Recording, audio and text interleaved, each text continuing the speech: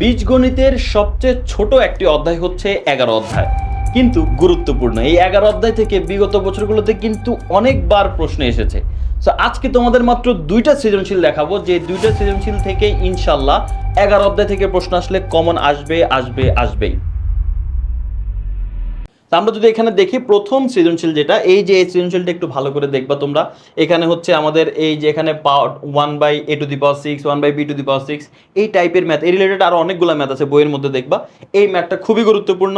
তাছাড়া এই যে দেখো p+4a/p-4a, আবার p+4b/p-4b = 2, এটা প্রমাণ করতে হবে আর কি, বাম পক্ষ সমান ডান পক্ষ প্রমাণ করতে হবে। এই প্রশ্নটা কিন্তু খুবই গুরুত্বপূর্ণ। তো এই সৃজনশীলটা ভালো করে দেখবা। এর পরবর্তীতে আরেকটা সৃজনশীল দিলাম, এই সৃজনশীলটাও ভালো করে দেখবে। এই দুইটা সৃজনশীল ভালো করে দেখবা, ইনশাল্লাহ 11 অধ্যায় থেকে প্রশ্ন কমন আসলে এই দুইটা সৃজনশীল থেকেই চলে আসবে। আর তাছাড়া আরো কিছু প্রশ্ন আছে যেগুলো তোমাকে প্র্যাকটিস করে যেতে হবে, যদি একটু ঘুরাই ফিরাই দেয় তাও এগুলোর বাইরে আর দিবে না। তো এখানে মাত্র 3টা প্রশ্ন, এই 3টা প্রশ্ন একটু প্র্যাকটিস করে যাবে, ওই দুইটা সৃজনশীল আর এখানে মাত্র 3টা খুচরা প্রশ্ন দিলাম আর কি। সো এই সব কিছু সমাধান তুমি পেয়ে যাবে আমাদের ইজি ম্যাথ বইয়ের মধ্যে।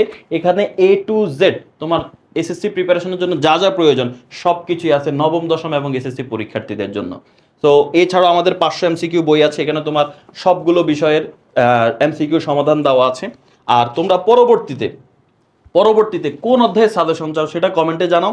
আর আমাদের এই স্মার্ট বইগুলো সংগ্রহ করতে আমাদের ওয়েবসাইটে চলে যাও অথবা আমাদের এই ফোন নাম্বারে যোগাযোগ করো।